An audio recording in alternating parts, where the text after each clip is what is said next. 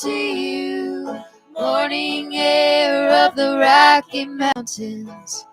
If I could, I would give to you a rainbow for your room.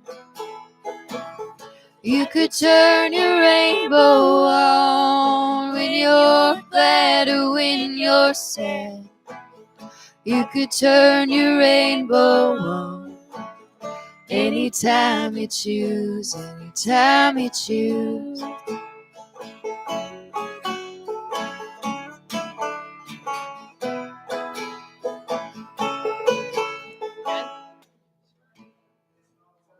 You got it? Cool. Awesome. All right. Thanks. I need to let you know that if any of us screw up, what we do is we laugh and we move on. Okay, great. No big Us deal. too.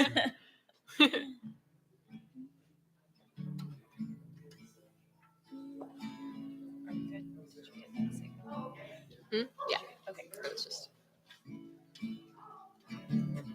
This is what we.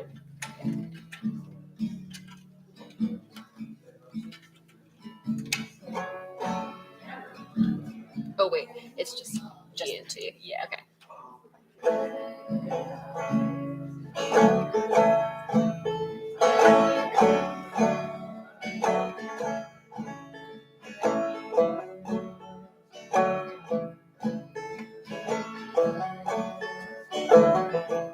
So we just start it with just straight into it. Cool. Cool. Okay.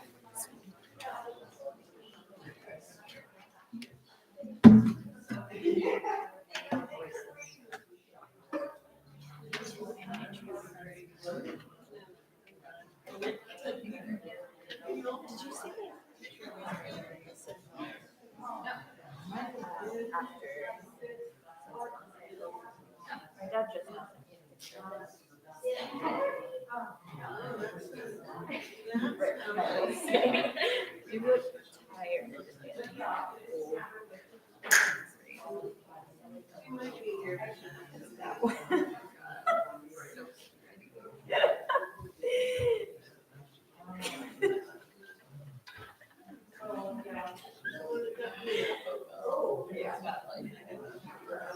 Yes.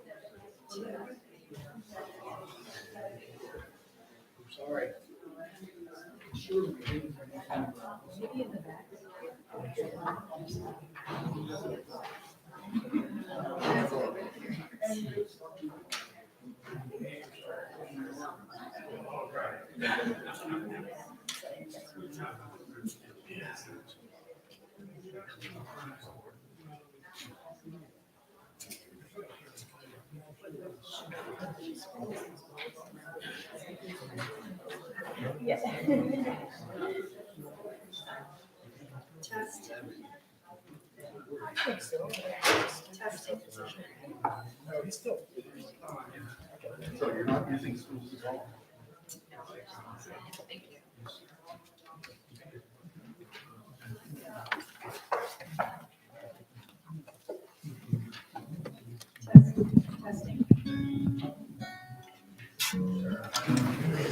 Testing.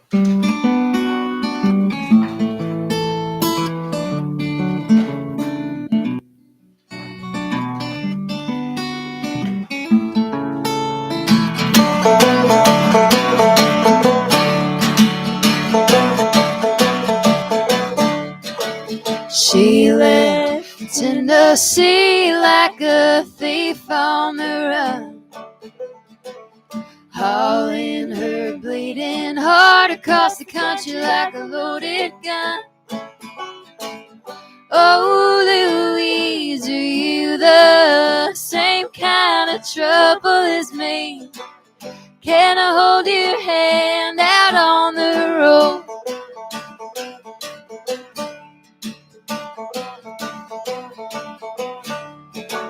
She headed way up north and she didn't tell a soul, leaving behind a life of heartbreaking cold. But little girl, you didn't bet on the cold. None of them fellas felt like home.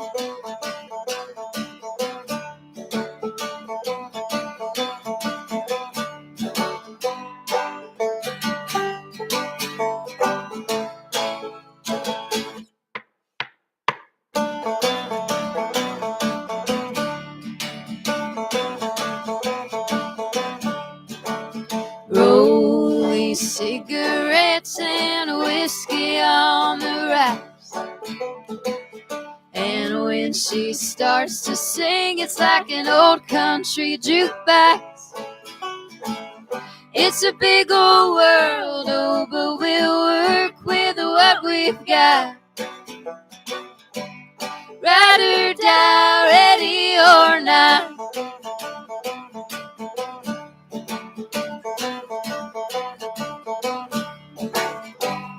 Ride or die, ready or not.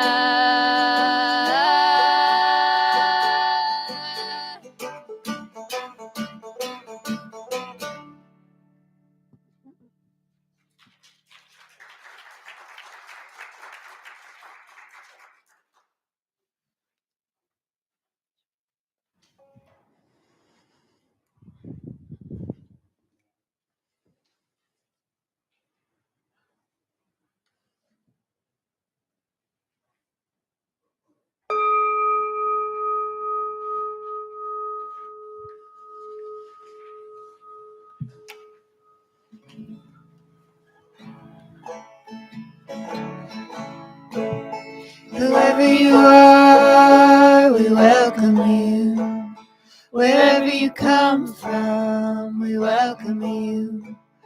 Whoever you love, we welcome you. Whomever you love, we welcome you.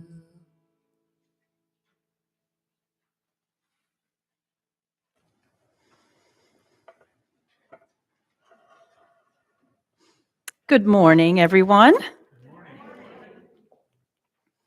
My name is Luann Bilstein, and I'm the service associate this morning along with our Reverend Tim. And I want to welcome each person into this sacred space this morning as we gather here to learn, question, mourn, befriend, seek, reassure, celebrate, and love with others. This is a safe space, a respectful and welcoming place. We welcome all with no conditions whatsoever. We are all on this path together, and please know that your presence here is a blessing to others, just as we hope you will be blessed by being present. If you're here today for the first time, we send you an especially warm welcome and hope you'll come back. If you look in the hymn rack in front of you, you'll see a yellow card, and we encourage you to fill that out with all pertinent information. If you're not visiting and you've never filled one out, it's great for members and people that have been here several times to go ahead and fill out so we can learn more about you and what you'd like to see at church or what you can offer to church. I have quite a few announcements, and I hope you'll bear with us because they're all extremely interesting. I promise.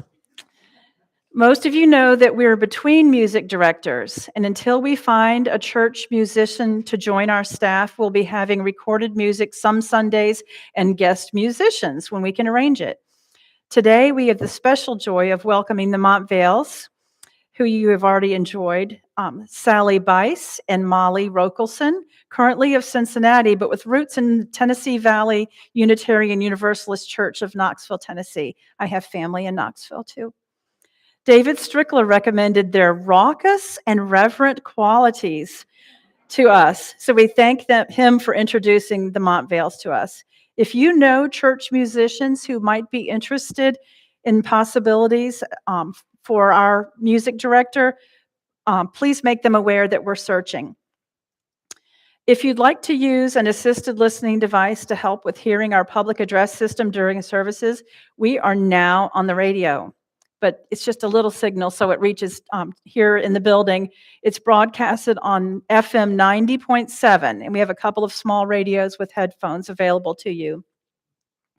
At noon today, after the service, Coffee Hour will combine a fundraiser with our normal coffee hour. The fundraiser is the Multi-Faith Council of Northwest Ohio, sponsored by their men's group. Coffee hour with our usual snacks and company will proceed as usual in Fellowship Hall, but at the same time and in the same place, if you'd like to eat and not just have coffee and snacks, the Multi-Faith Council Men's Group will sell you a meal ticket for $20. And you can dish up a plate of vegetarian and or non-vegetarian foods while enjoying some music. The fundraiser today is from noon to 2, and we hope you'll stay. But don't feel obligated.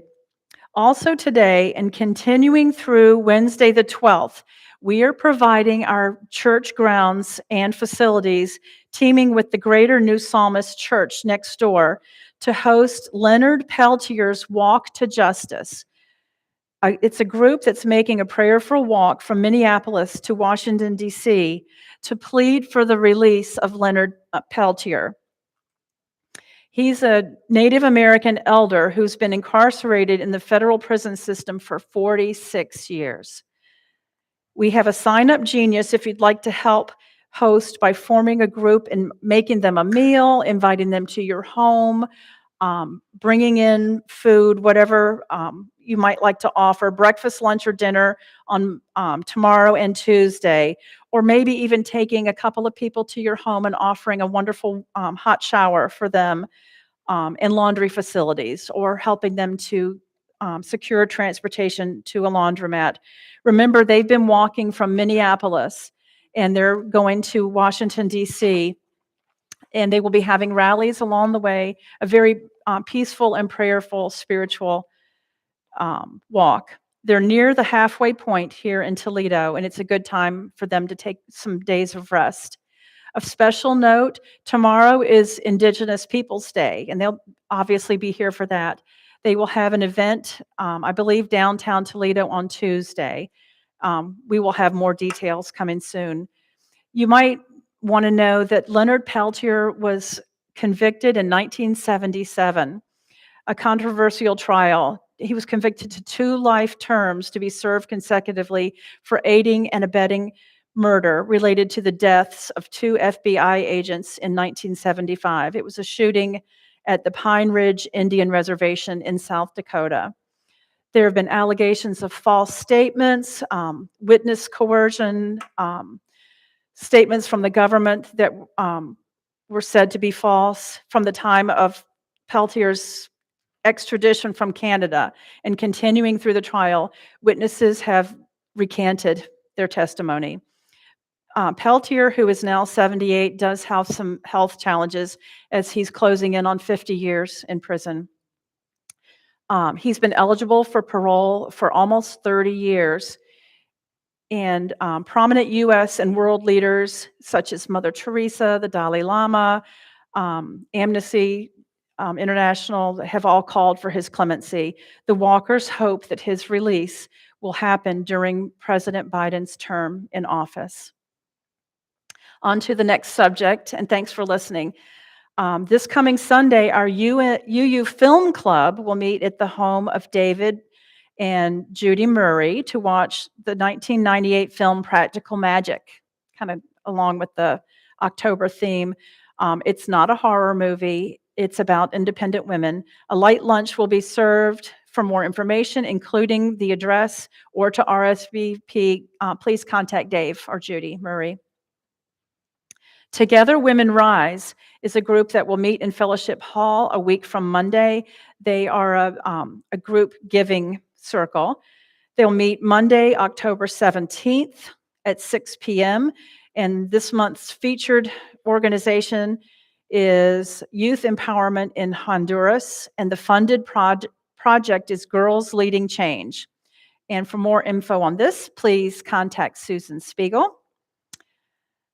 On Saturday, October 22nd, from 4 to 6, Trunk or Treat will make its annual appearance in the church parking lot out back.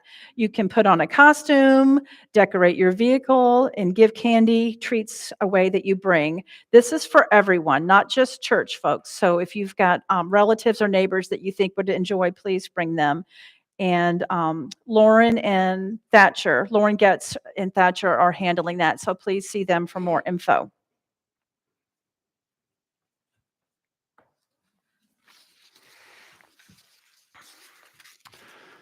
We give thanks for the earth we are on at First Unitarian Church of Toledo, and to the people who were here before us. We are thankful to the Miami, Peoria, and the Haudenosaunee Confederacy, which includes the Mohawk, to the Wyandot and the Council of Three Fires, Ojibwe, Potawatomi, and Ottawa, as well as the Delaware, Mingo, and Shawnee people for our presence on what was known to some as the Great Black Swamp. The Kickapoo and Fox people also have ties to this area. We know that the swamp, which includes where Toledo is now, became United States territory and was settled by white people in large part because of the Battle of Fallen Timbers here in 1794, which enabled U.S. occupation of the Northwest Territory.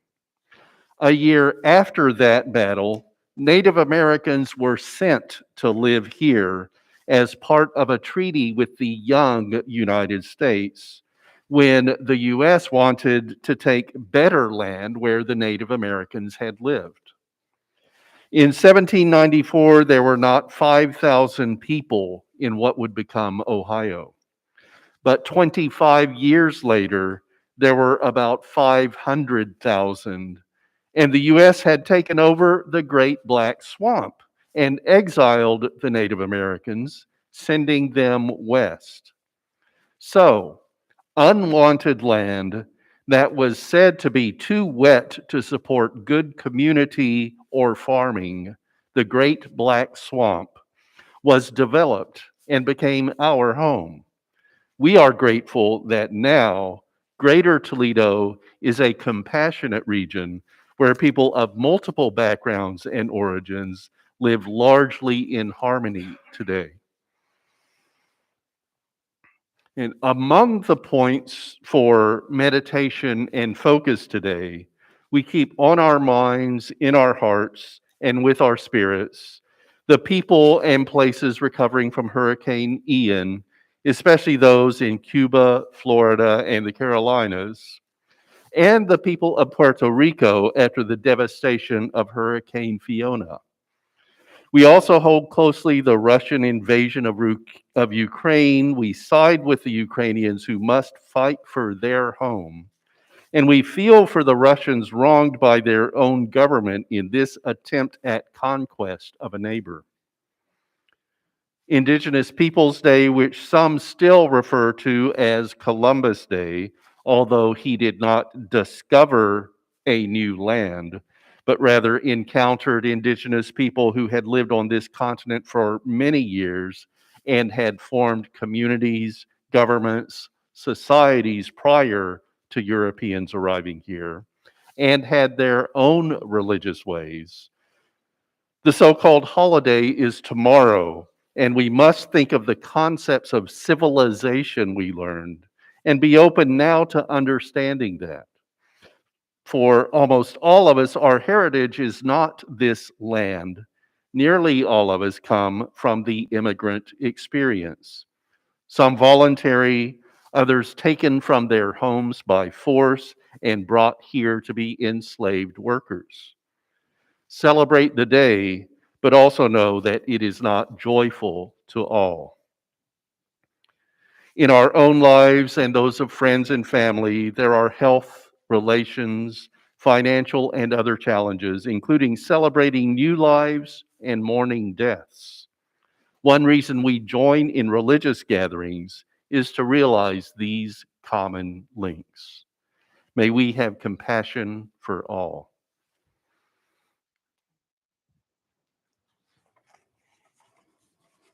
It's now time for our opening words.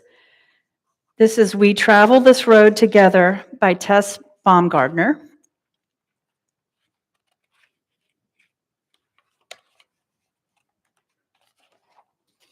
Please respond to this reading with the words, We travel this road together. From the busyness of every day, we gather once a week to remember who we are, to dream of who we might be. We travel this road together. As companions on this journey, we share the milestones as we meet along the way. Individual moments of joy and sorrow become shared moments of comfort and celebration. We travel this road together. We share this journey across differences of belief and opinion because we value diversity and because we care for one another. We travel this road together. Today, as we take the next steps, let us notice our fellow travelers, the burdens that they carry, the songs that inspire their hearts. We travel this road together. As we gather in beloved community, let us open the holy havens of our hearts.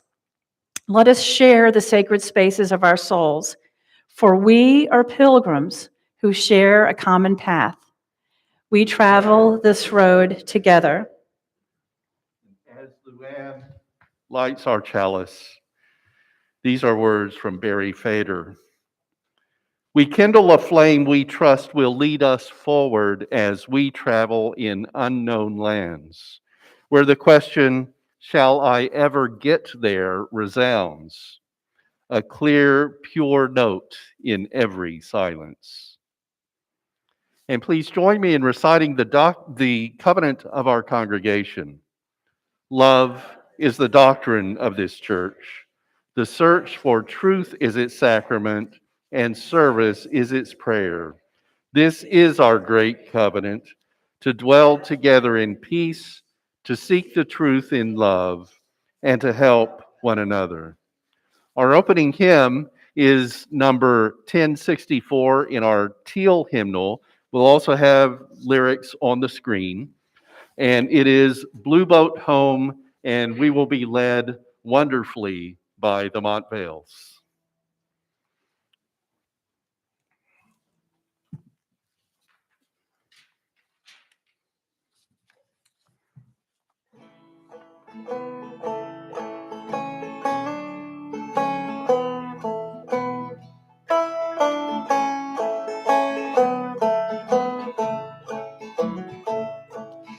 Though below me I feel no motion, standing on these mountains and plains, far away from the rolling ocean, still my dry land heart can say, I've been sailing all my life now, never harbor nor port have I known. The wide universe is the ocean I travel, and the earth is my blue boat home. Sun, my sail, and moon, my rudder, as we ply the starry seas, leaning over the edge in wonder, casting questions into the deep. Drifting here with my ship's companions, all we kindred pilgrim souls, making our way by the lights of the heavens in our beautiful blue boat home.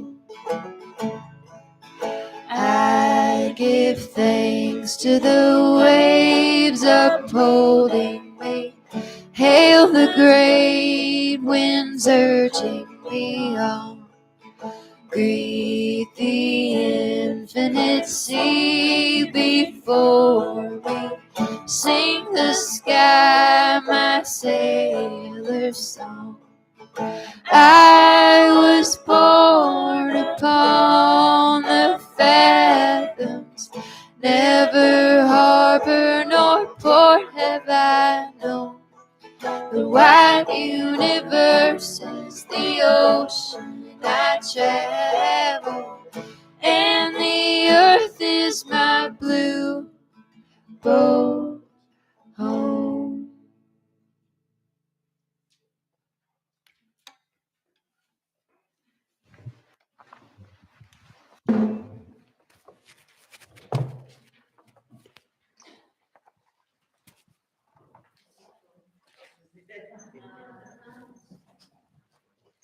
Good morning. If any of our young ones would like to join me up front so they can see better, that would be great. We have a story this morning that will be followed by questions. And the questions are not really questions to answer, they're just questions to think about. Long ago, Horse bought a cottage by the lake from Owl. But what Horse didn't know was that Owl didn't own this cottage. It wasn't hers to sell. Owl stole this cottage from Bear. She just swooped in, making so much racket that Bear and his family ran out the door because they didn't know what was happening. Then while Bear was outside, Owl changed the locks and soon sold the house. Before Owl stole the house, she and Bear had been friends. Bear had helped Owl out during hard times before and had even made her cupcakes for her birthday. Owl gives great hugs, she donates money to charity, and she can also do mean and selfish things. And this selfish thing takes the cake. The thing is, Bear and his family had lived in this cottage for thousands of years. They knew how to take care of the land, They knew how to take care of the lake, and they had named it the Honey House. But now, Horse has moved all of her feed bags in. She's moved in her decorations and her video games, and she's had a bunch of babies. The horses have kept up with the house. They've repaired it when they needed to. They've put in a new roof. They've added a soccer goal. They have completely made this cottage their own. At this point, 3 generations of Horse's descendants have been born and lived all of their lives in what they call the Sugar Cube House, because they renamed it too. Meanwhile, after Owl broke in, changed all the locks, and stole the cottage, Bear and his family had nowhere to go. They didn't have any papers to prove that they owned the honey house because they had just always lived there. So now, Bear and his family have been forced to move to another lake. They don't have paperwork for that place either, and they are concerned that they could get kicked out of their new home if the authorities arrive. Bear still loves his home by the lake. He's annoyed to hear of Horse littering the place with coffee cups and sugar cubes and throwing trash in the lake. Horse gives good hugs too, but she still hasn't learned how to clean up after herself. Recently, Horse's grandchildren found out that the house that they love is actually stolen. They feel pretty terrible about that. But they've lived here for so long that now they don't have any place to go either. And after all these generations, Owl isn't around anymore to answer questions or make things right. So here are my questions for you. Whose home is this? Is it the honey house, or is it the sugar cube house? Is there a way for it to be both? Could Horse and Bear and their families live in this house together in peace? What about the city that we live in? We call it Toledo, but the Native Americans who used to live here called it the Great Black Swamp. Were these Native Americans your ancestors, or were they someone else's? When the name of this place was changed to Toledo, where were the Native Americans? They weren't here anymore. Did they leave here because they wanted to, or because someone made them? How did you come to be in this place? Did your ancestors leave another place to come here?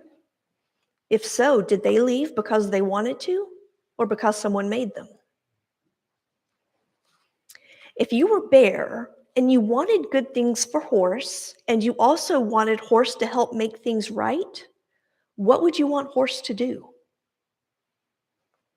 If you were Horse and you wanted Bear to feel safe and free, what could you do? There are a lot of possible answers to these questions. All of the answers, though, begin with acknowledging the truth. This is why you hear people say things like, "We give thanks for the earth we are on, and to the people who were here before us." Understanding the truth of our stolen land is the very beginning of undoing the harm that came from stealing the land. But there's a lot more really hard and tricky work left ahead of us to do.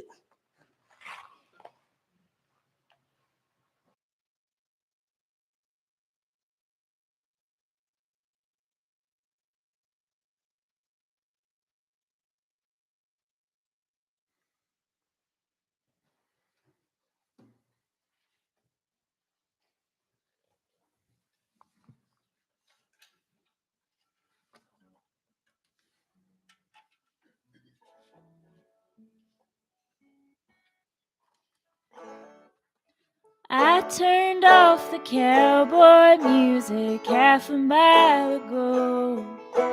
On this thing that Apple Maps assured us was a road.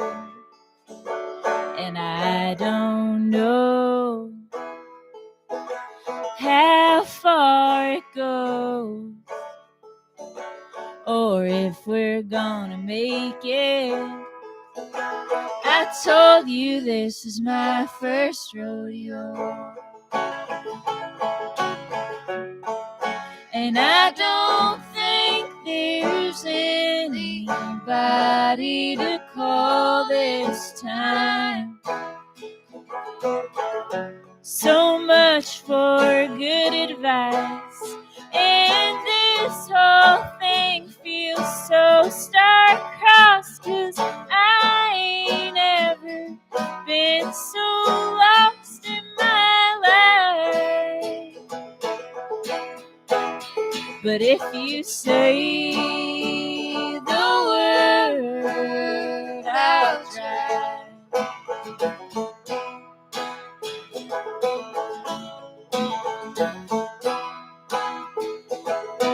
You're the only person here got even half a prayer of understanding all these things I said I'd never share.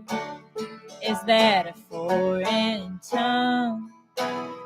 Am I the only one? Oh, tell me, should I run? We passed a statue of a man wearing blackberry thorns. Voice on the radio said, this is a war.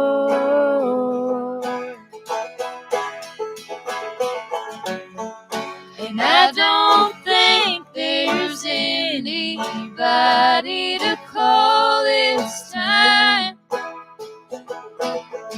So much for good advice, and this whole thing feels so star-crossed, 'cause I ain't ever been so lost in my life. But if you say the word, I'll try. And if you say the word, I'll try. If you say the word, I'll try.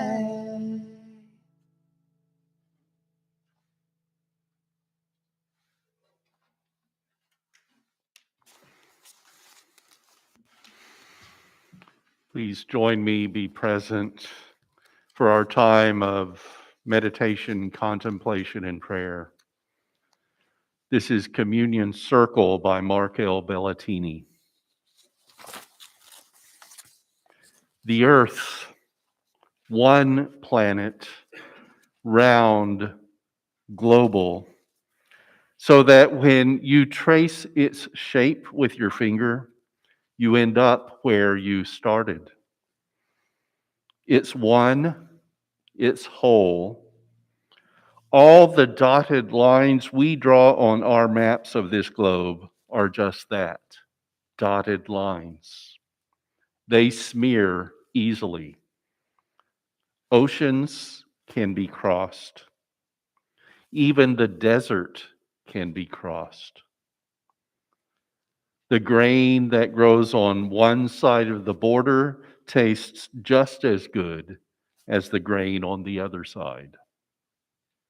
Moreover, bread made from rice is just as nourishing to body and spirit as bread made from corn, or spelt, or teff, or wheat, or barley. There is no superior land, no chosen site, no divine destiny falling on any one nation who draws those dotted lines just so. There is only one earth we all share, we the living, with all else that lives and does not live. Everything, everything for good or ill is part of the shared whole. Sky, earth, song, words, and now this silence. We'll observe 1 minute of silence.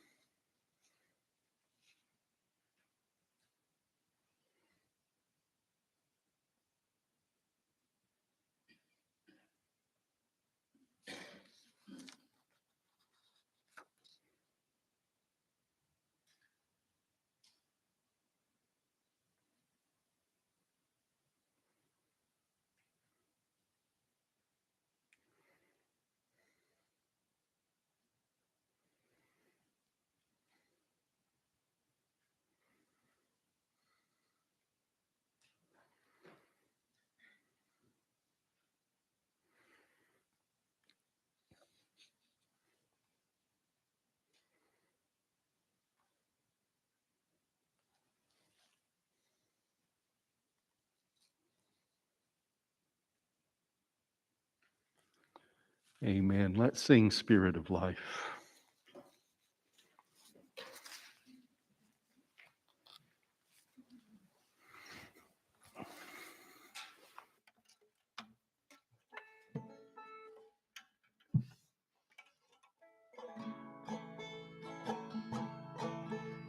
Spirit of life, come unto me.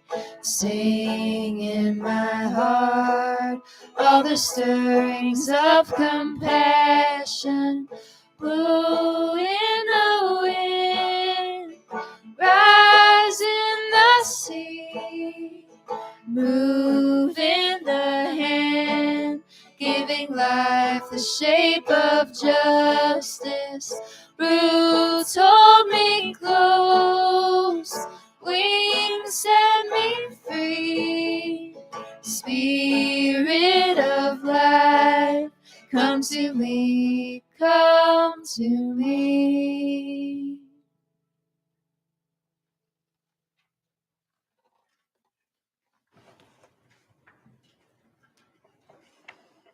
The reading this morning is from The Discoverers by Daniel J. Borston. After a year and a half spent outfitting the expedition, the determined Magellan departed on September 20th, 1519. For his round-the-world voyage, he set out with 5 barely seaworthy ships.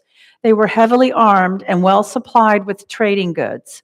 The crew of about 250 included Portuguese, Italians, French, Greeks, and 1 Englishman, since it was not easy to find Spaniards for so dangerous a voyage under the command of a foreign adventurer.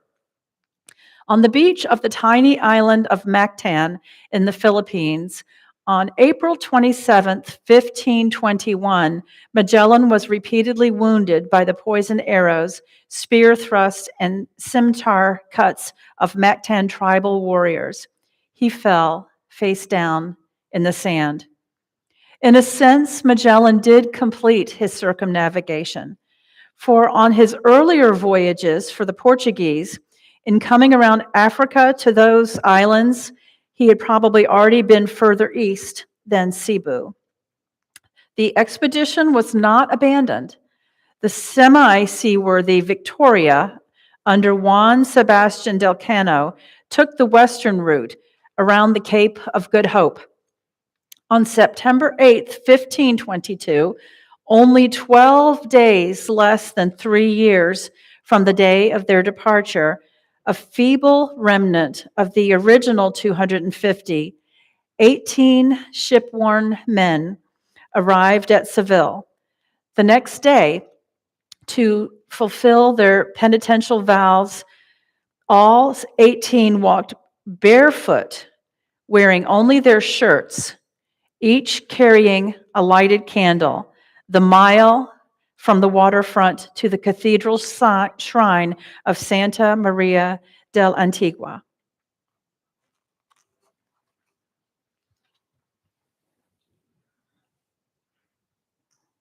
How much do you remember, probably from your early schooling, about Magellan? Did you know those details from Luann's reading? Yes, Magellan was an explorer, but no, he actually wasn't the first person to circumnavigate the globe. His expedition did, but I hadn't realized until this year when I discovered that this is the 500th anniversary of the first circumnavigation of the planet and read a little bit about the Magellan expedition, that Magellan died on that journey. And now some people call it the Magellan Elcano expedition, as Juan Sebastian Elcano, captain of one of the 5 ships that began the journey under Magellan's direction, completed the trip after Magellan's death. And the purpose wasn't to sail around the world, but to find a new route to the Moluccans, the Spice Islands, going west to get there. The journey, which started with 5 ships and a crew of about 250, but ended with only 1 ship and 18 people. You don't need to see the current movie Uncharted, starring Tom Holland and Mark Wahlberg, to learn more about the expedition.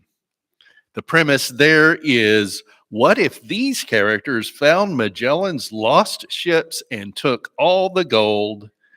And of course, they'll have a lot of action and adventure scenes in the process. So don't look there for history, as it's based not on fact, but on a video game.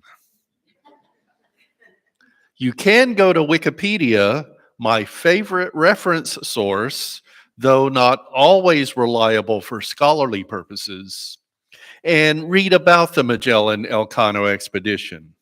There's sex, politics, national rivalry, attempts at mutiny, including subsequent trials and executions, and more, including Magellan's death in the Philippines. The possibility of their having completed a circumnavigation came when Enrique of Malacca, enslaved by Magellan, found he could communicate in a language both he and the people that they encountered could speak. In the Philippines, the Armada's chaplain celebrated Catholic Mass, and after that, of course, crew members placed a cross on a hill and claimed all of the Philippines for Spain. Yes, Christianity and so-called discovery were part of the expedition. Wikipedia says 2,200 of the local people were converted. And Magellan ordered homes of people on the island of Mactan to be burned because those Mactans resisted conversion. Resistance continued after the burning, so Magellan turned to guns and use of force. And part of the conversion to Christianity apparently was simultaneously accepting the King of Spain as the Mactan's ruler. The local people outnumbered Magellan, though, and Magellan died in that battle. Daniel J. Borston in The Discoverers stated that this wasn't so much Magellan's expedition converting the people they encountered to Christianity and Spanish rule, but deception by Magellan's new Philippine ally, the King of Cebu, to kill the Mactans because the Cebu king had been insulted by those enemies of his. And Borston claims Magellan accompanied him as some demonstration of honor. Either way, Magellan died in that confrontation, as did a son. There's more intrigue after that, according to the Wikipedia narrative, but this is enough for now. So that's the 500th anniversary tie-in, but there's more to global than that trip. From September 2nd, 1979 to August 29th, 1982, Ranulph Fiennes and Charles R. Burton made a circumnavigation by surface means, no flying, with the North and South Poles being travel points, the Trans-Globe Expedition. In our map orientation, we might call that a vertical rather than horizontal one, along longitude rather than latitude. And they used the Greenwich meridian, the 0 degrees longitude line, as their pointer for half of the global circle. They're still the only ones to do that. A 1988 book by Thurston Clark is his story of an equatorial circumnavigation, trying his best to stick to the equator 0 degrees latitude as his marker.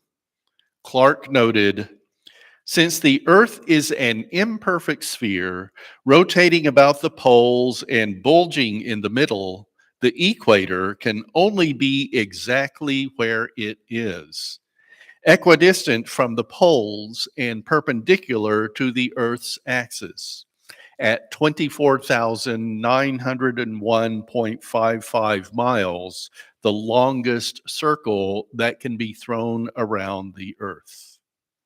The Amazon, the Congo, and the Nile rivers have been charted and explored. The Sahara and Empty Quarter crossed in every direction, but the equator remains a virgin, known in part but not in some, the longest but least visited, least appreciated natural feature on Earth. Clark's wasn't an endurance expedition. His book isn't an explorer's narrative, but a travel memoir. I decided to move from west to east, he wrote, following the prevailing winds and the Earth's rotation. To find a starting point on a map, I traced my New York latitude south to the equator. I was in the middle of the Colombian jungle, surrounded by 1,000 species per square mile, but far from any road or village. I followed the equator across South America until, at the mouth of the Amazon, it hit the port of Macapá. I tried to buy a ticket there and found it was accessible only through Belém, then doubling back to Macapá. I wanted to start on the equator, not commute over it. I had neither the money nor the inclination to set off over land with trucks and traveling companions, grimly determined to follow everywhere the equator's exact path. He continues, but I still intended to be as much a purist as one man with only so much money can be. So I resisted the idea of arriving in Macapá to start the journey by airplane after having already twice crossed the equator. I bought more maps and discovered I could reach Macapá through French Guiana. And not global, but to give you an indication of the size of the Earth and the length of a journey, as you heard in our morning's announcements, today we'll welcome a group of people making a spiritual walk from Minneapolis to Washington, D.C. for a few days of rest, and they'll be camping on our grounds. They left Minneapolis on September 1st, and it's a few days after 5 weeks that they'll reach Toledo. Their hope is to arrive in Washington in mid-November on the 14th. And there is great importance to the walk. When they get to Washington, they will plead for the release from federal prison of a Native American elder, Leonard Peltier, 78, who has been incarcerated for 46 years, eligible for parole for about 30 years, and who is in poor health. Their walk of about 1,100 miles takes roughly 10 weeks or 100 miles a week. Yes, it could be done sooner if this were a race, not a prayerful walk. Better, I'm thinking, to go in meditation, contemplation, and prayer rather than rushing to finish and missing your own journey. And that 1,100 miles is a short distance compared to the almost 25,000 miles of the equator. It's a little less than 4% of spanning the globe. I'll throw one other number in here, the measure of a meter, 39.37 inches. The meter was determined by calculating 1/10,000,000th of the distance from the equator to the North Pole. My having global as the topic for today was inspired by my running across this year being the quincentennial of the Magellan-Elcano circumnavigation. It made me think of how we don't, or at least I don't normally, recognize how vast this planet is. In science fiction entertainment, types of instant travel are developed to help the reader or viewer along in shifting locations. It's a drag on the action to take 3 years to get around a single planet. I can make a 10-hour drive from Toledo to New York City, but even that doesn't make me know the fraction that is of a round-the-world trip. I've crossed the Atlantic once by plane, traveling on a Delta Airlines flight from Cincinnati to London, and I slept through the night, so didn't get the experience of how much ground or water I flew over, even for that section of the world. And remember when we had supersonic travel, commercial travel, and could cross an ocean in a few hours? Still, it takes a long time to circle the globe, unless you're in a spaceflight orbit and can do it in a couple hours. But that doesn't include takeoff and landing or splashdown.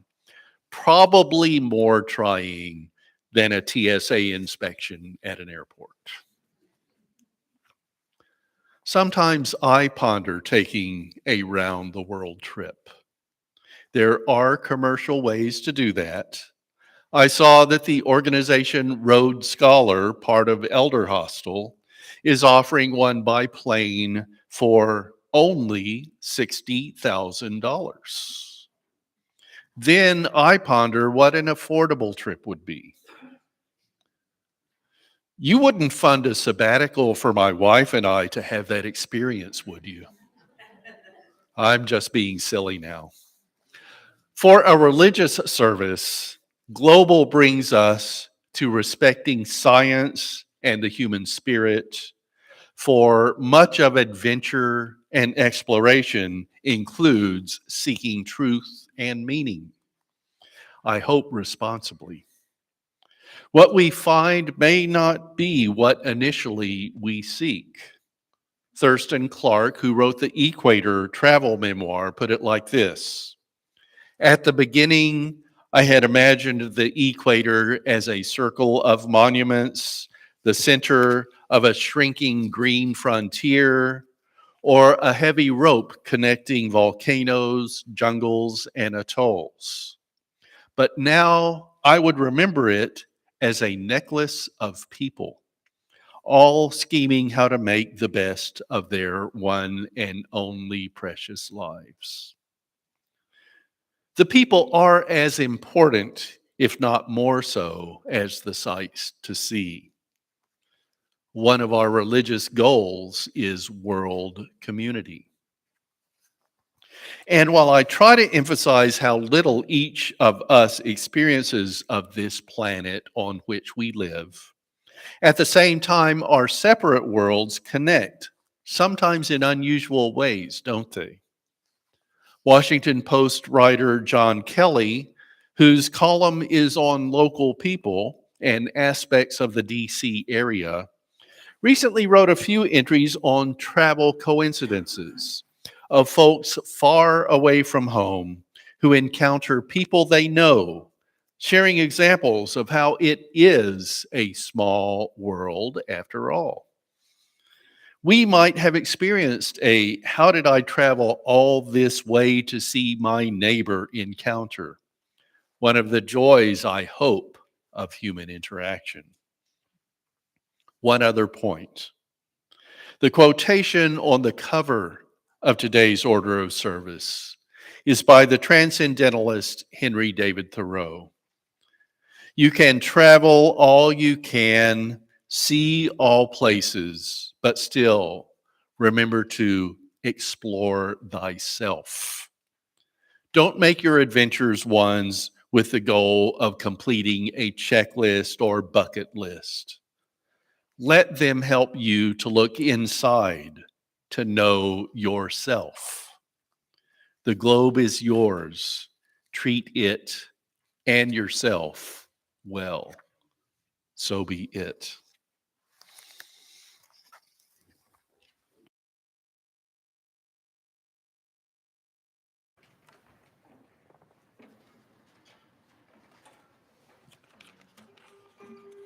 I enjoyed that. That was so interesting. Thank you. Now is the time during our weekly gathering when we have the opportunity to symbolically and financially help to support this wonderful community that we call First Unitarian Church of Toledo. Many of us do support our church through yearly commitments, but giving during the week gives us a chance to supplement that offering while reminding us symbolically that giving actually opens your heart and our hearts to fully receive. There are several ways that you can give. If you're here in person today, you can drop your offering in the basket in the foyer as you leave. We have online giving. You can go to the website, UU Toledo, and click on Give, and then Online Giving, and just follow the prompts. You can also mail a check to the church. The address is 3205 Glendale in Toledo, 43614. I think that covers it. And we have the pleasure of listening to this wonderful offertory music by the Montvales.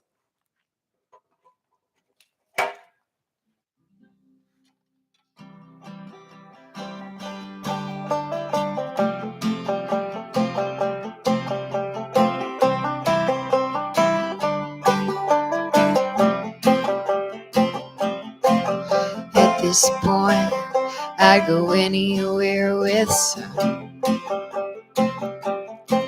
I've been twisting in an awful wind, and it's making me go numb. And I know that you don't understand, 'cause it doesn't make sense. And I know that you are just a man, and maybe I'm way too intense. But I was so brave once.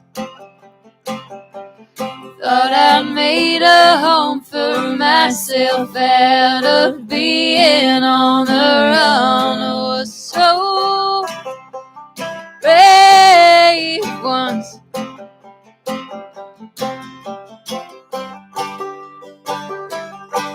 And there were things I never thought it would come to, like being too scared to drive out to sea. Crying by myself in a Waffle House in South Georgia. But I cut my hair and left the country. 3 whole months in a foreign city. Now we're right back to where we started from. But I was so brave once. Thought I made a home for myself out of being on the run. I was so brave once. I have loved you in strangest places to a remarkable extent. Oh, my darling, don't give up on me just yet. I have loved you in the strangest places to a remarkable extent. Oh, my darling, don't give up on me just yet.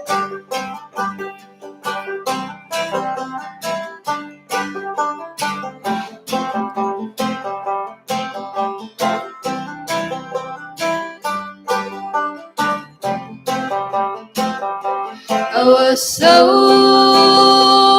brave once.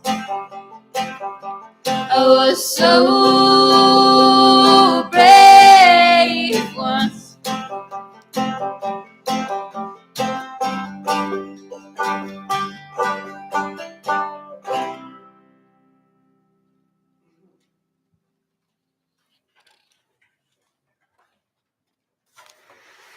I'll let you know that I just got a message from our walking friends saying that they're just packing up camp a little bit west. And right now, there are 7 people. We expect there will be more. So they'll be arriving in a few hours. And I also see that they're not enjoying the cold at the moment. So while they will still set up some camping ground outside, they might end up sleeping in Fellowship Hall or getting a little bit of padding on the pews here while they spend a couple of nights. And we're basically giving them the run of the building and hoping that they can get the best rest that they can so that Toledo will be a high point on this long journey. Want to let you know what's coming soon. Next Sunday's spiritual forum at 9:45 a.m. in Fellowship Hall. It's the week for a time of multi-generational involvement, possibly arts and crafts, or maybe some other interaction yet to be determined. So show up and find out what the adventure will be with kids, parents, grandparents, possibly great grandparents as well. It is multi generational. And the Sunday service next week at 11 a.m. here in the sanctuary and live streamed on our Toledo Unitarians YouTube channel is Conflagration, another entry in this year's series on transcendentalism. And this will be highlighting the book Conflagration, How the Transcendentalists Sparked the American Struggle for Racial, Gender, and Social Justice by John A. Burens, a former president of the Unitarian Universalist Association. And I believe our musician next week will be folk singer Carrie Patrick Clark.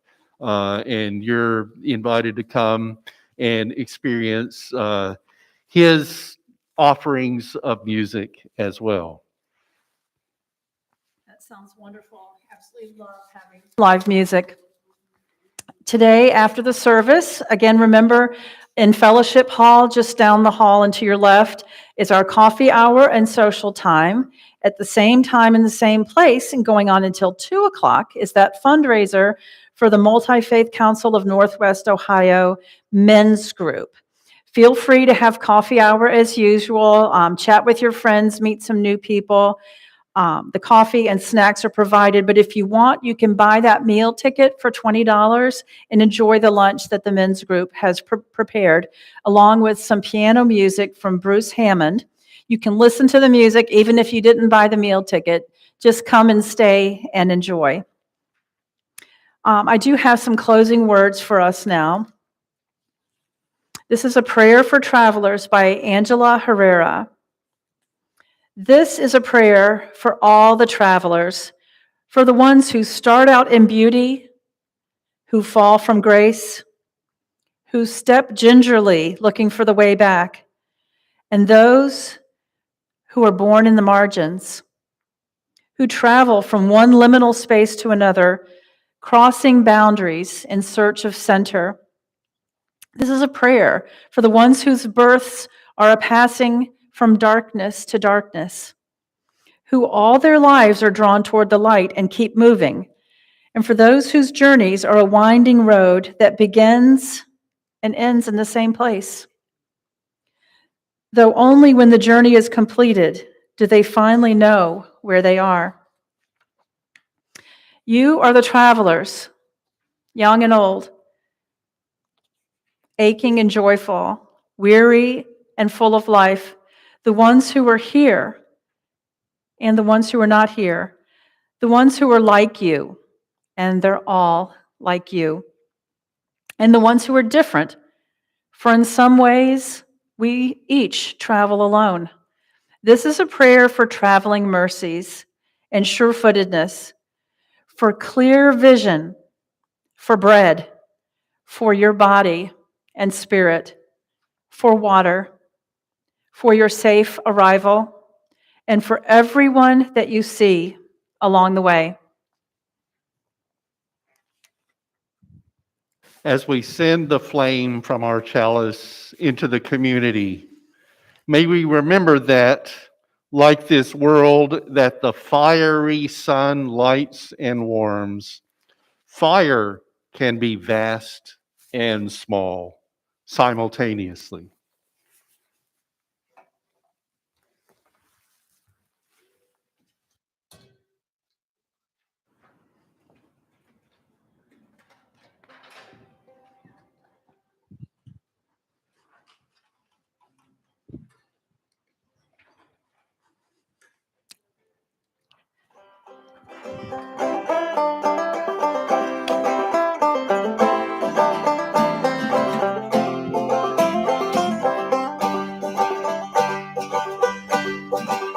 Put me in, coach. I've been too long on the road. This Delta town is a fever dream. I'll be the greatest thing you've ever known. Lift me to that pharaoh throne and I'll be queen. God knows we've taken some hits, but it can't keep pouring like this. Before the city sinks, before the telephone rings, for the ticking of the clock's too much to bear. Before the tide rises, get out your best disguises. When we're done, we'll take them off and leave them here.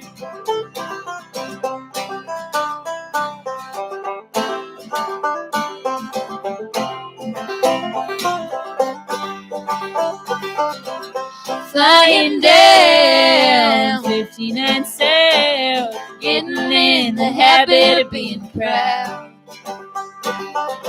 A good man is hard to find, but we ain't worried about all that right now.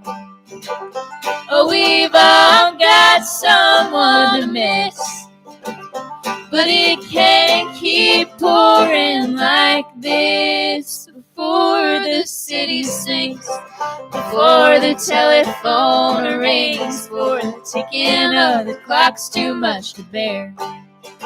Before the tide rises, get out your best disguises. When we're done, we'll take them off and leave them here. Leave them here. Leave them here. When we're done, we'll take them off and leave them